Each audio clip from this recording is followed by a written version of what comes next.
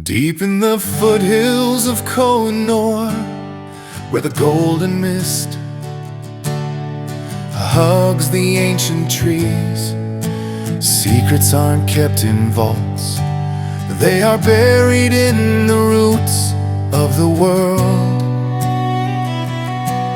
The discovery, Zoya, seeker of forgotten things, sat beneath the great banyan, but it was Shiro, her faithful companion, who felt the pulse of the earth. Zoya, look, something is shining. Beneath the soil lay a chest, and inside a diary named Sada-e-Bahar. It didn't speak in words, but in melodies. As the pages turned, they saw the valley's first breath, a story of a traveler whose smile once made the first flower bloom. Guided by a glowing map within the pages,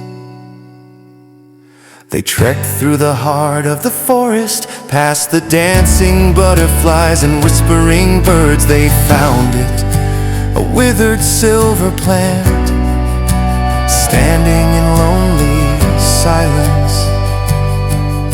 The transformation, Zoya placed the diary at its feet. The book's light flowed into the stem like a long-lost memory. With a drop of water and a touch of care, the silver plant glowed.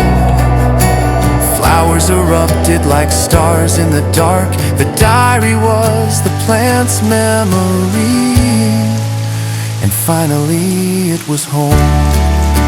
The diary fell silent that evening, but the forest was louder than ever, because now every leaf has a story to tell.